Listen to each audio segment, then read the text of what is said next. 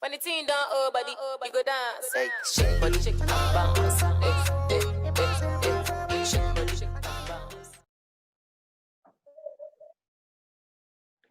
Bienvenue à la rubrique Les interviews de ici. Aujourd'hui, nous avons en notre présence Madame Ugochi qui va nous parler un peu de storytelling.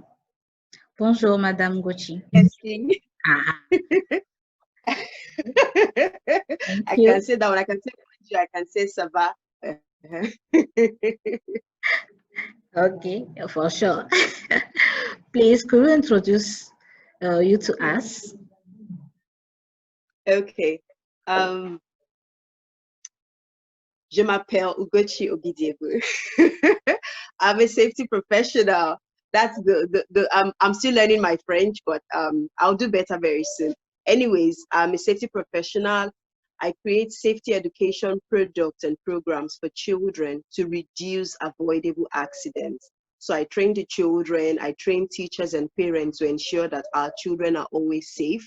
And very recently, we started a program where we're equipping youths that have suffered substance abuse with digital skills so that they are able to fend for themselves and do not relapse to drug abuse. Tu es vraiment très connu sur le plan du storytelling parce que tu l'utilises beaucoup dans tes activités, tu l'utilises pour faire tes campagnes de sensibilisation. Peux-tu nous dire ton secret et dis-nous comment faire une très bonne histoire, un bon storytelling? Okay, so I began storytelling officially in 2016. By that time, I had started the work I do in safety and had gotten on the Yali Regional Leadership Center program. And part of the questions wanted to know what I was doing. And then I had to, sell myself. And that was the very first time I was doing something like that officially. Because prior to then, I just used to write on social media without any particular technique. But with this, I now had to learn that to even get other opportunities, I should be able to put my thoughts together properly, So over the years, I had to get better at writing applications and talking about the work I was doing. And that was what helped me to secure the Tony Lumelu Foundation grant, the Mandela Washington Fellowship, the AWEC program, because of good storytelling. Because again, if you follow those techniques, because I had to learn those techniques on my way, I didn't know it at the beginning. But because I was able to be willing to ask questions, learn from others who had gone ahead, I was able to see that when your story has progression, when your story has a direction, it makes it easy for whoever is listening to you to follow. So no matter the question anybody asks, even when they ask you, have you failed before? What were the lessons from your failure? If you take it through what happened before, how it was bad, what you currently know now or what you do, and then how it made a difference, you will still give a beautiful story. And that's what makes stories interesting and captivating. Let's go. Okay, so what I have done or what has really helped me in storytelling, talking about my work in safety and in other things, is by being authentic, being real, sharing my own personal experience. So I'm not telling lies. I'm saying something that has happened to me, and then I'm creating lessons out of it, because people can relate to you as a person when you can share about your struggles, about your success, about your achievement, about your progress. It's not enough to just come and give the fantastic success story. It's good to show progress. So when you are authentic, when people can tell that you are real, you are not lying, it helps them to believe you. It makes them believe in the work that you are doing, and it makes them to trust you. So your story must have a purpose and it must be authentic. So that is what has really helped me. The fact that I try to be as authentic as possible. I say the truth about it. And then of course, there's a purpose, because I always like to attach a lesson behind whatever story I'm sharing. Thank you, Elod. Merci beaucoup pour cet éclaircissement. Maintenant, quelles sont les étapes pour réussir à raconter une bonne histoire et comment savez-vous que le message est vraiment passé? Okay, so when you want to tell a story, it's always best to follow a process to build on it. Because when you build on it, it makes it easy for your listeners to follow you. So for me, for instance, when I want to tell a story about the work I am doing on safety or the work I am doing with on substance abuse, I will start with what was happening before I came into the situation. Now, after I tell you what was happening before I came into the situation, I will tell you what I am doing now that I am present in that situation. And then I will tell you how am I doing it differently from the others. So when I take you through that process, it makes it easy for you to see where I am coming from, what I am currently doing, where I am going, and how I stand out. So no matter what you are doing, when you want to share a story, always try to create that direction, create that journey. Talk about where you are coming from. Talk about what you are doing now, how what you are doing now has made a difference in this new space. Then talk about how the methods you are using. So for example, if I want to use the example of safety, I would say, before I started sharing knowledge on safety, there were so many avoidable accidents affecting children. That is where I'm coming from. Now, because I started visiting schools and teaching children how to stay safe in different situations, their knowledge level has increased and they are able to make better choices when they find themselves in an emergency. Now, how am I doing this differently? So I use a child safety storybook series. Using stories, I'm able to simplify the safety knowledge in a simple way that the children can understand.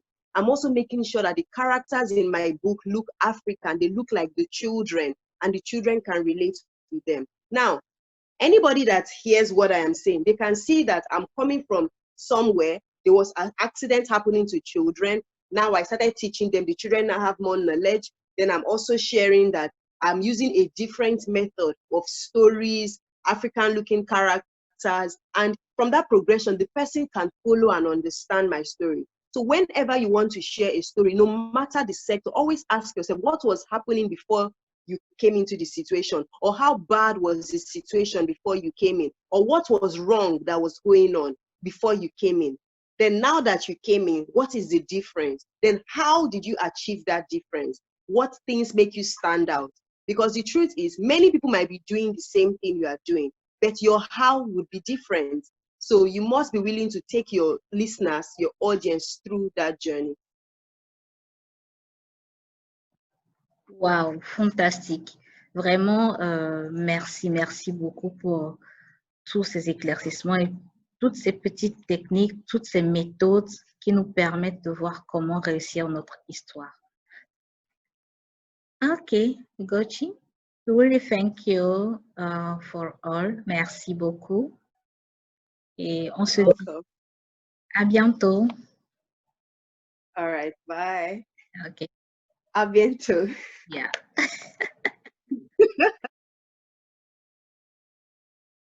I'm excited to see you all this morning. You're all welcome to the third edition of the annual School Safety Summit. Thank you very much for coming today. I know how in Lagos, every Saturday, there's always so much going on. There are weddings, there are traditional events, there's just so much. But you chose to spend your time with us this morning. And for that, I'd like to say thank you very, very much. And we also know how it is when it rains in Lagos with the traffic and all that. But you still took our time to come here. Please, can we all put our hands together for ourselves? I am an equiper.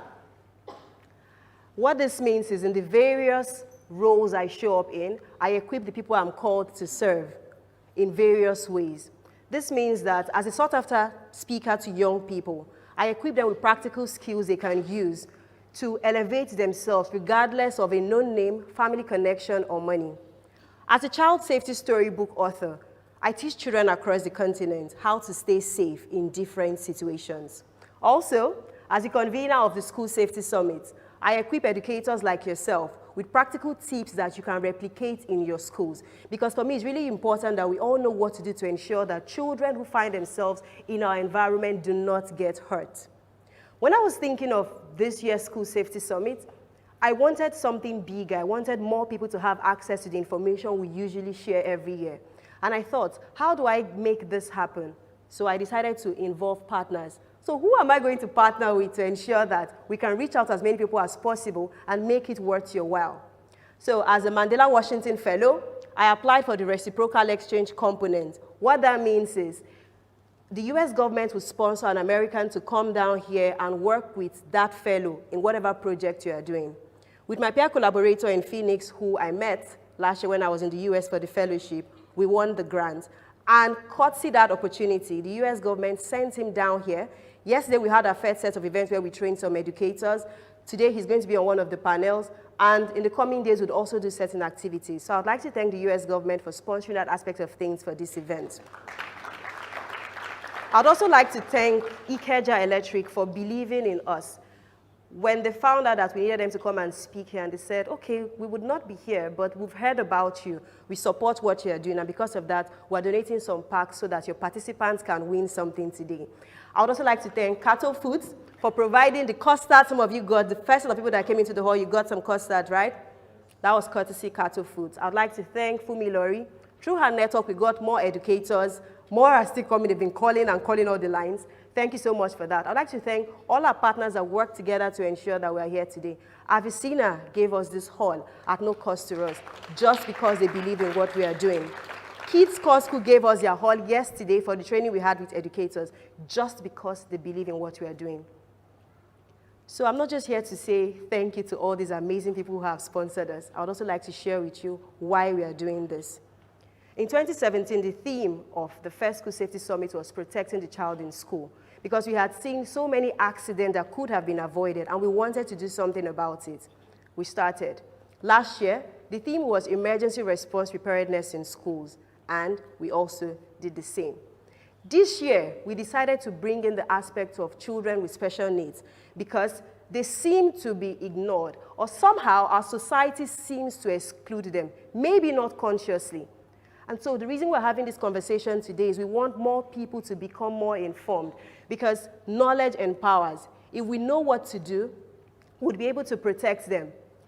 If you do not have enough safety systems for the regular children you have in your schools, how are you going to manage a child who uses a wheelchair? How would you manage a child who cannot see? How would you manage a child with maybe other learning disabilities? And that is why the conversation we're having here is very important. Today, we've lined up amazing speakers across different areas, because we believe that you need to have a well-rounded view of this subject so that you begin to see how this can work. Out of the many millions of children that are out of school in Nigeria, over 50% of them are children with special needs. If we do not do something about it by even making the opportunities available to them, how would they be able to enhance their potentials? How would they get education? It all begins with us beginning to open our hearts, open our school doors, putting certain policies in place and structures to ensure that these children do not just get education, they also feel safe and they're able to harness their potentials. So I hope that by the end of today, when you're leaving here, you would learn a minimum of one thing, and you'll be willing to go forward, share to as many people as possible, and see how you can begin to create a change in your own environment.